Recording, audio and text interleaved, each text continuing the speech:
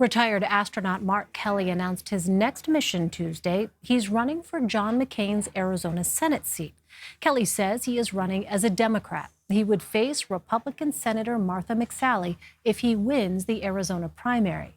Politics is not new to Kelly. He is the husband of former Congresswoman Gabby Giffords, who survived being shot in the head in 2011.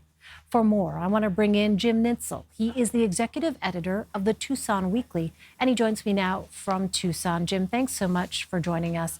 You reference in your reporting today that there is some history between the Kelly and McSally camps. What can you tell us about that, and why is this potential matchup so fascinating? Well, Martha McSally actually moved to Tucson, Arizona in order to run for Congress back in 2012 after Gabby Giffords stepped down from office to focus on her recovery.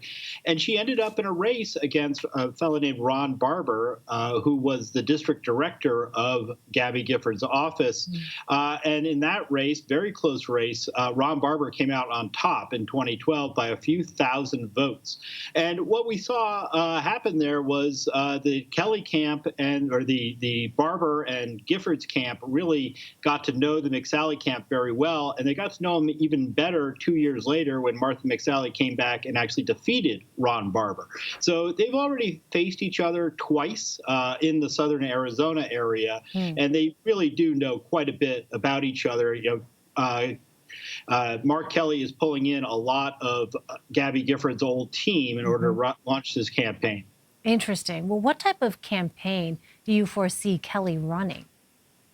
I suspect you're going to see something that's a lot closer to Kyrsten Sinema, the current U.S. Senator who defeated Martha McSally last time out. Then you'll see Bernie Sanders. I think you'll see a very moderate campaign. And I suspect there'll also be a focus on gun issues. That's going to be interesting to see how that actually plays in Arizona, which has always been very in Arizona, we like our guns a lot. So that may certainly be something that Mark Kelly has some trouble with. But otherwise, I suspect he's going to run a pretty down-the-middle, moderate campaign.